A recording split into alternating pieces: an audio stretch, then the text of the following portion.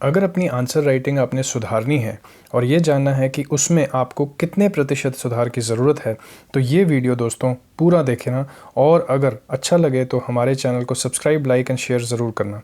हम हैं civil services analytics team and हमारा गोल है सिविल सर्विसेज एस्पिरेंट्स की तैयारी को साइंटिफिक और मेजरेबल बनाना।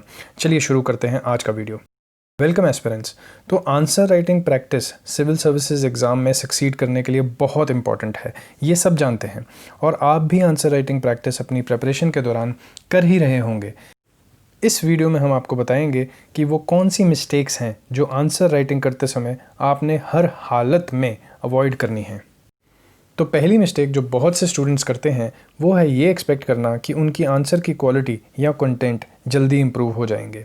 कुछ आंसर्स कुछ दिन लिखने के बाद ही कुछ स्टूडेंट्स को ये फ़िक्र होनी शुरू हो जाती है कि उनकी आंसर की क्वालिटी क्यों नहीं इंप्रूव हो रही, और इसके कारण कुछ एस्पिरेंट्स तो आंसर लिखना ही छोड़ देते हैं। ये एक बहुत बड़ी मिस्टेक है दोस्तों, ये गलती कभी मत करना। और स्पष्ट रूप में मैं आपको बता देता हूँ कि आपकी आंसर राइटिंग कुछ दिनों में कभी भी इम्प्रूव नहीं हो सकती।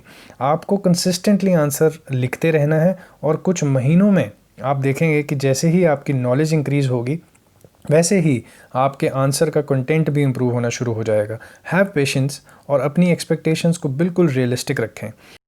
इतनी बात याद रखें कि चाहे वो अनुदीप दुरिशेट्टी हैं या फिर श्रेयांश कुमट और या फिर अक्षत जैन, ये सब भी अपनी तैयारी के शुरुआती दिनों में ही यूपीएससी की एक्सपेक्टेड क्वालिटी जैसे आंसर लिखने शुरू नहीं हो गए थे दोस्तों, इनको भी टाइम लगा था। तो दोस्तों आजकल बहुत सारे ऑनलाइन पोर्टल्स आ गए हैं जो आपको फ्री में रोज़ के क्वेश्चन सुबह सुबह बांट देते हैं और आप भी उस पर अपने प्रैक्टिस आंसर्स लिखने शुरू भी कर देते हैं, ये बिना सोचे कि क्या वो एग्ज़ाम पॉइंट ऑफ व्यू से रेलेवेंट क्वेश्चंस हैं भी कि नहीं। आपको किसी भी क्वेश्चन के ऊपर प्रैक्टिस आंसर लिखने से पहले ये देखना है कि क्या ऐसा क्वेश्चन एग्ज़ाम में पूछा जा भी सकता है कि नहीं। इसके लिए आप प्रीवियस ईयर क्वेश्चंस का एनालिसिस करिए, नहीं तो दोस्तों आपका टाइम और एफर्ट इन फ्री इनिशिएटिव्स के कारण बहुत ज़्यादा वेस्ट हो सकता है। नेक्स्ट मिस्टेक जो एस्पिरेंट्स की सबसे बड़ी मिस्टेक है वो है दोस्तों आंसर्स कंसिस्टेंटली यानी कि लगातार ना लिखना।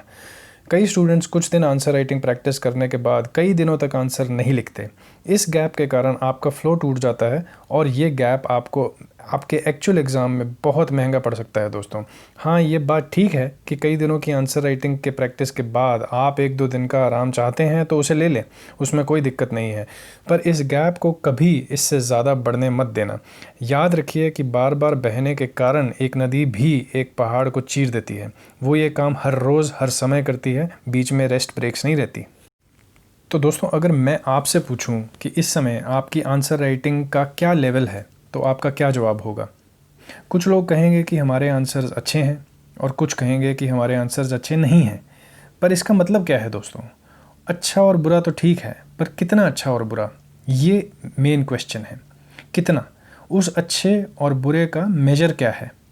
तो ये एक रिपोर्ट आप देख सकते हैं अपनी स्क्रीन्स पर जो हमारे एक स्टूडेंट की है। इसमें हमने उसे ये मेजर करके बताया है कि उसकी आंसर राइटिंग प्रैक्टिस किस लेवल पर है। हर लेवल का यहाँ पे जो आप स्क्रीन पर देख रहे हैं इसका एक मतलब है, वो आपको रिपोर्ट में मिलेगा और इस लेवल के कारण उसके और उसके सिविल सर्विसेज गोल को अचीव करने के बीच में कितने % का गैप आ रहा है। कुछ इस तरह जैसे आपको अपनी स्क्रीन पर दिख रहा है, ये भी हम मेजर करके देते हैं। तो इसके कारण आपकी प्रिपरेशन बिल्कुल एक मेजरेबल और मेथोडिकल हो जाती है, सिस्टमेटिक हो जाती है। हमारी कोशिश यही है दोस्तों कि हम आपकी सिविल सर्विसेज की प्रिपरेशन को एक मेजरेबल और साइंटिफिक आउटलुक दें जिससे आप एक स्ट्रक्चर्ड वे से उसमें सुधार कर सकें। हमारे डिस्क्रिप्शन बॉक्स में एक लिंक दिया हुआ है जिस पर क्लिक करके आप हमारी एक फ्री सैम्पल रिपोर्ट को देख सकते हैं। तो मिलेंगे दोस्तों अपने नेक्स्ट वीडियो में, तब तक के लिए keep identifying, analysing and improving your weaknesses, you will definitely succeed.